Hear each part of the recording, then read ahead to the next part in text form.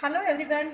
Today we are going to see about the uterine aspiration cytology. That is what we see in this screening test for the endometrial cancer endometrial sampling. So what we see that what is sample obtained by endometrial a papal or uterine aspiration syringe or brush. That is what is used. 90% of accuracy with no false positive findings, and the hormonal studies also done. That is uterine aspiration cytology. That is what we see. The instrument here is the part of uterus. That what we see in this. The part it is introduced inside it. Then again withdrawal. The piston which is present over here, it is withdrawn. Piston it is withdrawn, and the twill sheath as catheter that is used over here, that is internal os, that is comes under the uterine aspiration cytology. Next what we are going to see about the endometrial biopsy. Endometrium, that is what we see this in this diagram, endometrium.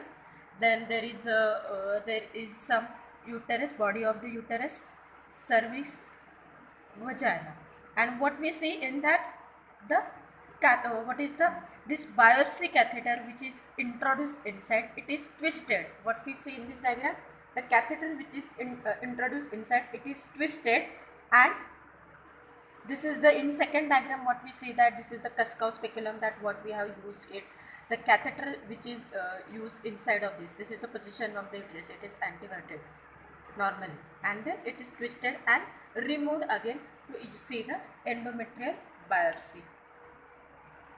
Then cold cone biopsy. A large area of tissue around the cervix is excised for examination. Just see in this, this is part of the cervix. They have cut this part in the cone shape. That is what we see, just ice cream cone. How it is, it's triangular, and front part of it, that is the shape of it is like that cone. So ice cream cone. So cervix viewed through the speculum with patient in lithotomy position, and the part it is removed from it and excised from it and sent for the further pathologic find which is present over here. That is what we see. Next what we are going to see, that is the colposcopy.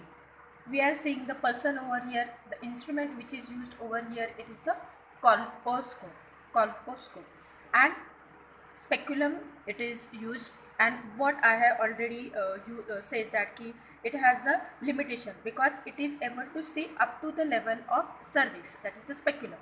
And how it looks like in this diagram, what we see, areas of the cervix with abnormal cells.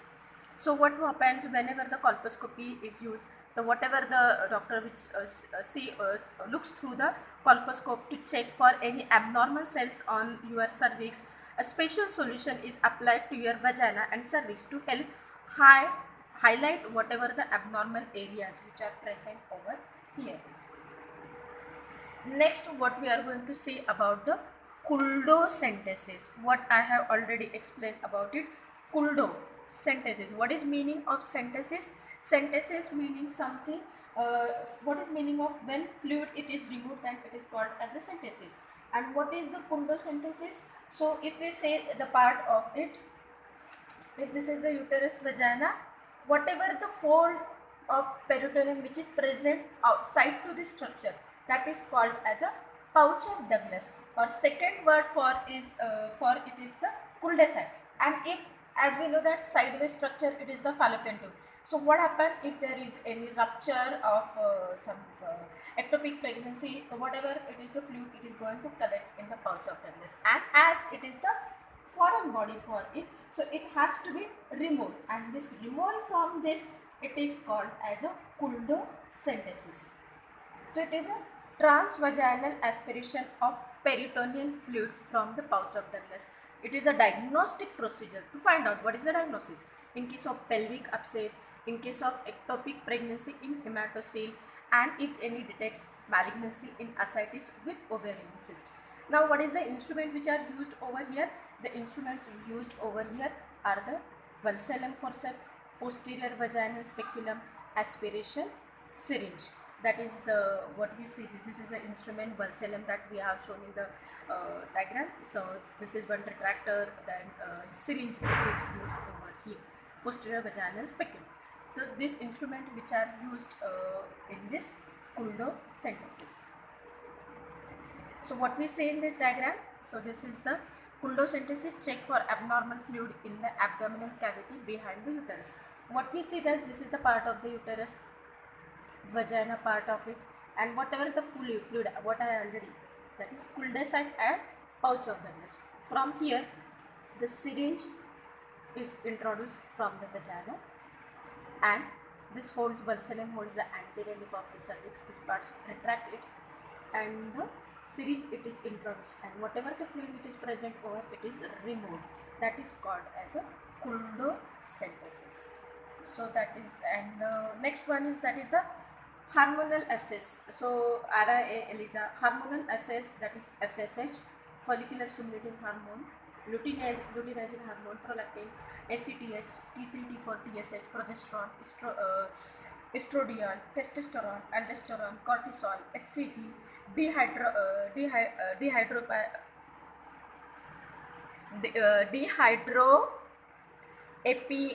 norgesterone, and androstenedione. Uses it is for the diagnosis of menopause. As we know that during the menopause, what happen? During the menopause age group, there is a decrease in the estrogen level, and as this age group, there are more of the chances of the diseases like the other associated complaints like that, and the hypothyroidism. So at the situation, we require the TSH for assessment. In case of polycystic ovarian syndrome, we have to assess the hormonal levels. Then prolactinemia, monitoring treatment regimens in ovulation, induction, and AST. So that is related with that of hormonal assays. And the imaging techniques overview, that is the X-ray, that is what we use it. If there is a, if we what we see that hysterosalpingoid fallopian tubes, if we are seeing it, if they are present, then we can see in this. If their fallopian tubes are intact, like that in that situation we are using the imaging techniques. So next, that is the ultrasonography. There are two types of the ultrasonography. Trans-abdomen, that is what we see the diagram, and abdomen through the part it is used, that is trans-abdominal ultrasound. Second, trans-vaginal sonography. What we see that the probe it is introduced inside of the vagina. Trans-vaginal color Doppler sonography. Information regarding the blood flow to or from to that of part. That is what we are using it. So diagnostic USG in gynecology, in which condition we have to require it. So in infertility workup for folliculometer measurement of ovarian follicle diameter, measurement of endometrial thickness, evidence of ovulation, internal echoes, and free fluid in the pouch of Douglas. If there is presence of free fluid in the pouch of Douglas. Timing of ovulation helps in ovulation induction. Then sonographic guided oocyte retrieval, ectopic pregnancy, tubal ring in adnexia with that of empty uterine cavity, or in case of evaluation of pelvic mass, that is what is required of this diagnostic this one. Then next what we are going to see the trans-vaginal sonography, that what we are seeing it. Next what we can use it, the oncology, that is to assess it, what is the vascularity of tumor and the confirm the malignancy. Then endometrial study in case of DUB, that is dysfunctional uterine bleeding, or diagnose uterine pathology, that is if there is a fibroid or adenomyosis, or if there is a location of misplaced IUD, that is intrauterine contraceptive device. Falloposcopy to study medial end of tube, diagnosis of endometriosis, to study the ovarian pathology, that is if there is a PCOD, ovarian cyst and the tumor, then congenital anomalies of uterus and diagnosis of adnexal mass, that is, and last one is that is the computer tomography. It is supplements information from the USG. So whole abdomen and pelvis is visualized in one sitting after the taking some 600 to 800 ml of dye contrast medium 1 hour prior procedure. The patient can scan in supine position accurate in assessing local tumor invasion and enables accurate localization in biopsy. Diagnose pelvic vein thrombophlebitis, phlebitis that is inflammation of the vein, intra-abdominal abscess and other extragenital abnormalities. Then metastatic implants and lymph nodes, that is if there is a more than 1 centimeter, means less than 1 centimeter to not detected. Then contraindicated in pregnancy, it is not indicated in pregnancy. So that is investigations related with gynecology. Thank you.